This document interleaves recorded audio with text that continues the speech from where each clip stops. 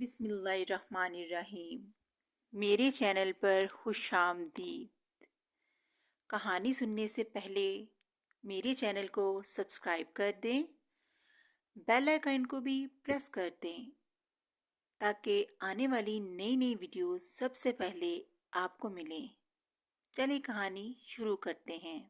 کسی ملک میں ایک رحم دل اور عادل بادشاہ حکومت کرتا تھا۔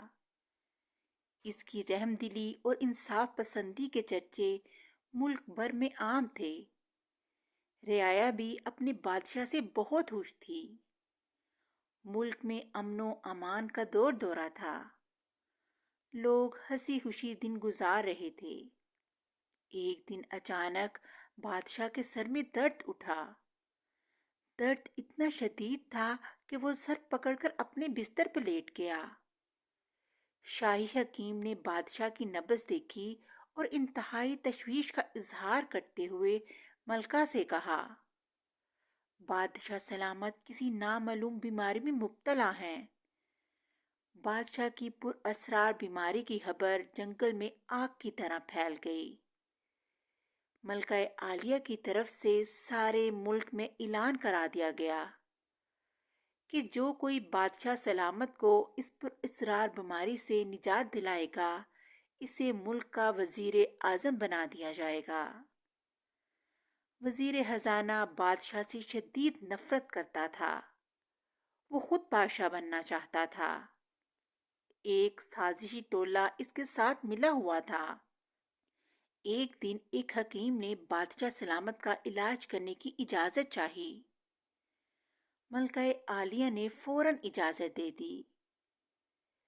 جب حکیم نے بادشاہ سلامت کی نبض دیکھی تو شدید تشویش کا اظہار کرتے ہوئے ملکہ عالیہ سے علیحدگی میں جا کر کہا، بادشاہ سلامت کو کوئی پر اسرار بیماری نہیں بلکہ انہیں ایک ایسا زہر دیا جا رہا ہے جو آہستہ آہستہ اپنا اثر کرتا ہے، جس سے انسان کا دماغ ناکارہ ہو جاتا ہے اور وہ ہلنے جلنے کے قابل نہیں رہتا۔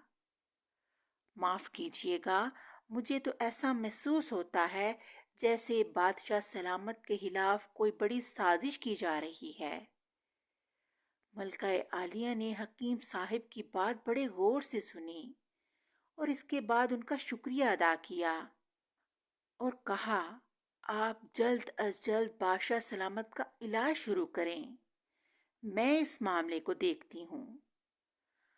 حکیم نے کہا، زہر کا اثر ختم کرنے کی ایک نایاب جڑی بوٹی ہے جو صرف کالے پہاڑوں کے دامن میں پائی جاتی ہے۔ مجھے وہاں پہنچنے میں 15 دن لگیں گے۔ ملکہ عالیہ نے کچھ دیر سوچنے کے بعد کہا، میرے ذہن میں ایک ترکیب آ رہی ہے جس سے سانپ بھی مر جائے اور لاٹھی بھی نہ ٹوٹے۔ کیوں نہ ہم بادشاہ سلامت کو بھی اپنے ساتھ کالے پہاڑوں کی طرف لے چلیں؟ اس سے بادشاہ سلامت کی آب و ہوا بھی تبدیل ہو جائے گی اور ہمارا قیمتی وقت بھی بچے گا۔ روانگی سے پہلے راستے میں اپنے وفادار سپاہی مورچوں پر بٹھا دیں گے۔ سازشی لوگ بادشاہ کو چند آدمیوں کے ساتھ دے کر ضرور حملہ کریں گے اور جیسے ہی وہ حملہ کریں گے ہمارے سپاہی پیچھے سے ان پر حملہ کر دیں گے۔ ملکہ عالیہ، آپ کی اسکیم بڑی زبردست ہے۔ اس سے سازشی لوگ آسانی سے بے نقاب ہو جائیں گے۔ حکیم صاحب، سازش بے نقاب ہونے تک آپ ہمارے وفادار سپاہیوں کی حفاظت میں رہیں گے۔ انتظامات ہوتے ہی ملکہ عالیہ نے کالے پہاڑوں کی طرف روانگی کا اعلان کر دیا۔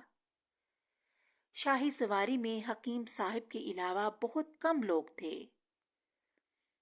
وزیر خزانہ یہ اعلان سن کر بہت خوش ہوا اور اپنے حامیوں سے کہنے لگا، مبارک ہو، مبارک ہو، ملکہ عالیہ نے ہماری مشکل آسان کر دی۔ اب ہم شاہی سواری پر حملہ کر کے ملک پر قبضہ کر لیں گے۔ شاہی سواری آبادی سے نکل کر جنگل سے گزر رہی تھی کہ وزیر خزانہ کے ایک جاسوس نے، جو شاہی سواریوں میں شامل تھا، موقع پاتے ہی لال رنگ کے غبارے فضا میں چھوڑ دیے۔ وزیر اسی اشارے کا منتظر تھا۔ اس نے فوراً اپنے لشکر کو غباروں کے سمت بڑھنے کو کہا۔ تھوڑی دیر بعد ہی وزیر خزانہ اور اس کے ساتھ شاہی سواری کو چاروں طرف سے گھیر لیا گیا۔ ابھی وہ ٹھیک سے شاہی سواری کا جائزہ بھی نہ لے پائے تھے کہ ان پر چاروں طرف سے تیر برسنے لگے۔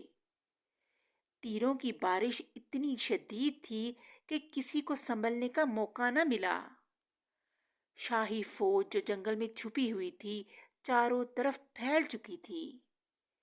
وزیر خزانہ بدحواسی میں ادھر ادھر بھاگ رہا تھا۔ اتنے میں سپہ سالار تیزی سے اس کی طرف آیا۔ اسے دیکھتے ہی وزیر خزانہ معافیا مانگنے لگا۔ مجھے معاف کر دو، مجھ سے بڑی غلطی ہو گئی۔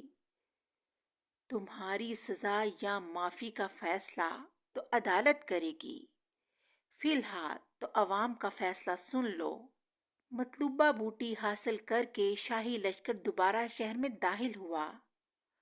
عوام نے وزیر خزانہ کو پکڑ کر اس کے منہ پر کالک ملی اور گدھے پر سوار کر کے پورے شہر کا چکر لگوایا تاکہ بغاوت کرنے والے کو عبرت کا نشان بنا دیں۔ اس طرح حسد کی آگ میں جلنے والا وزیر خزانہ خود اپنے کھودے ہوئے گڑھے میں جا گرا اور اس کا انجام بہت برا ہوا۔ جوں ہی بادشاہ سلامت صحت مند ہوئے، انہوں نے وزیر خزانہ کو پھانسی دے دی اور سرے عام پھانسی دی تاکہ آئندہ سے کوئی بھی ایسی حرکت کرنے کی جرت نہ کرے، اور اپنی ملکہ کی بہت تعریف کی۔ اور اس طرح کہانی کا اختتام ہو گیا۔ اگلی کہانی کے ساتھ پھر ملیں گے، تب تک کے لیے اللہ حافظ۔